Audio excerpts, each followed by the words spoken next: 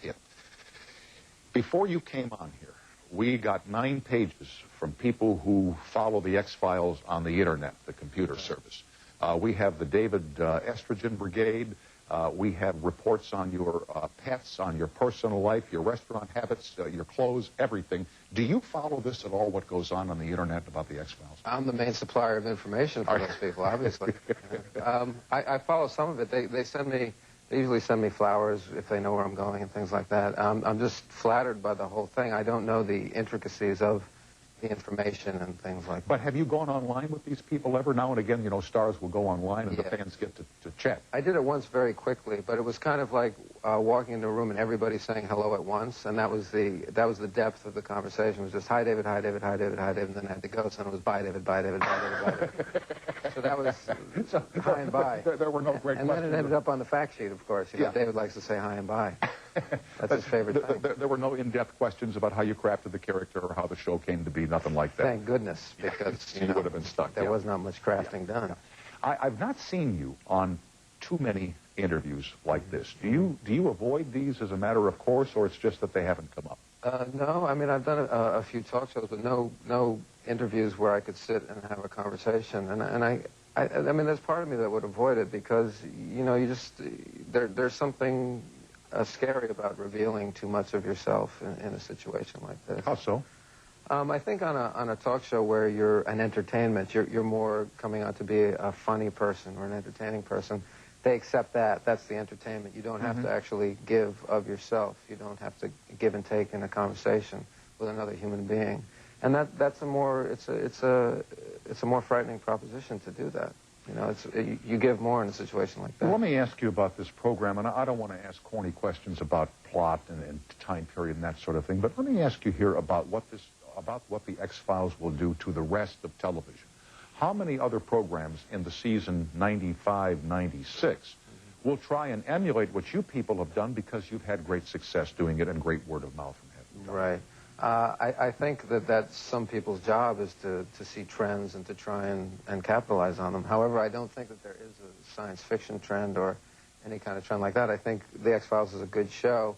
You have to make a good show to duplicate it. Just by making a show science fiction is not going to duplicate the success of The X-Files. No, but if they try and replicate what you've done on The X-Files and they don't do it as well, does that somehow lessen the quality of what you've done? No, I guess not. Well, you know, it's like, does the Ruddles lessen the Beatles or something like, you know, not that we're the Beatles or anything like that, but it's flattering. You know, it's like, hopefully it'll make us seem that much better, you know, say, you know, that's like a faux X-Files or whatever. In reading about you, I know that you pursued with diligence your education. Yeah. And I'm wondering how much, as an English major and later working towards a PhD in English, and I've often wondered about actors, especially those who do pursue education with the diligence that you did, how much of the education you have to set aside to be an actor. Because acting is really not thinking, it's feeling, isn't it? Right, well, acting is much more instinctual. In fact, it was odd when I first tried to become an actor. I was almost at a disadvantage coming from where I was because there were so many layers of analytical or critical thinking that I had to throw away. And it was like all these muscles and all these things that I had developed that were now devalued completely and, in fact, made me a more boring actor than anything else because the most boring acting is intellectual. You know, there's a sad scene, we should cry. The most exciting acting is instinctual. Here's a sad scene, but I feel like laughing.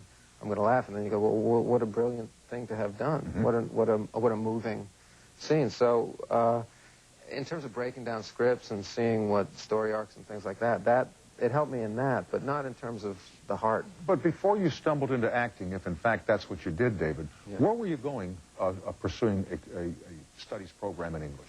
Where? I was at Yale.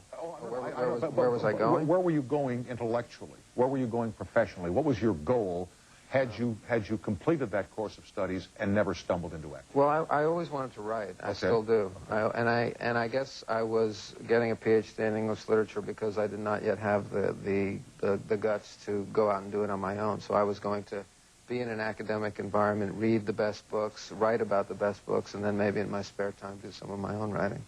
So that was kind of the plan, was to kind of stay in academia and eventually start to write. And what happened? I don't know. How'd you get yanked out of line? Well, I was at Yale, so there were all those acting students running around, and they seemed to be having a great time. And I actually wanted to write for the stage or screenplay, so I thought I should learn something about what kind of dialogue fits. You know, I thought I should learn something about the stage, so I started taking acting there. I just think that my heart wasn't involved, and that was something, you know, the further along you get, if your heart isn't involved, the harder it is to stay in something. And if you have the good fortune to be able to get out, I did. With the series X-Files, you shoot this up in Canada, and you work a pretty rigorous schedule. You have a long day, a 10, 12, 14-hour day. 14. Was this a surprise to you? You know, I mean, those who watch film think, gee, those people don't work very hard. They got it made. Yeah, they got it absolutely made. You know, come in, say a few things, and go home. Yeah, yeah.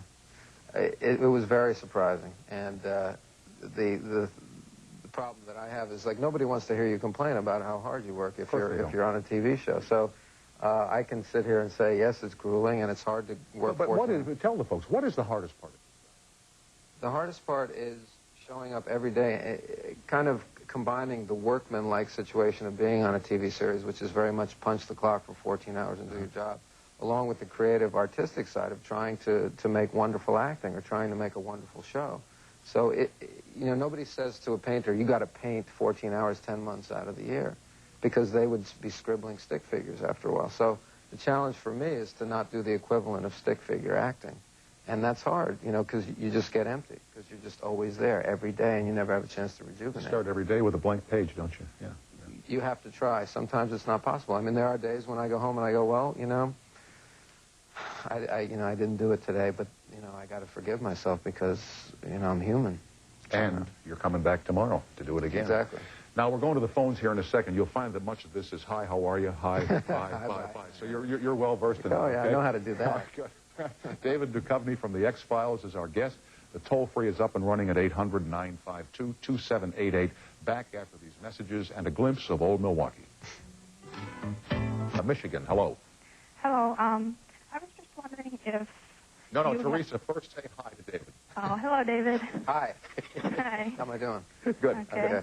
Well, I was just wondering if you have any movies coming up or if you plan on doing any more. I would have loved to, but our hiatus is only about 7 or 8 weeks this year, so it wasn't possible for me to do a movie in that hiatus, and next year I hope to do one. So there's nothing with me in it coming out but the X-Files for the next little while. Well, plus which, Teresa, you have to remember that you wear a number of hats. I'll ask you here about Saturday Night Live, but you also do something for cable which is called Red Shoe Diaries, which I want to develop with you here for a second. So, Teresa, this man has a full plate right now. That's right.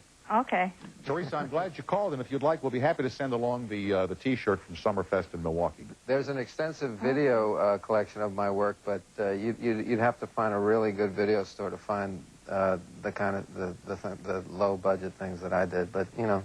Right, I have some. But oh, you do? Yeah, Baby Snatcher and. Okay, that's enough. You don't want you don't really want to get into it. Baby Snatcher. Okay. It was just a little aside to you. What was that title, Teresa?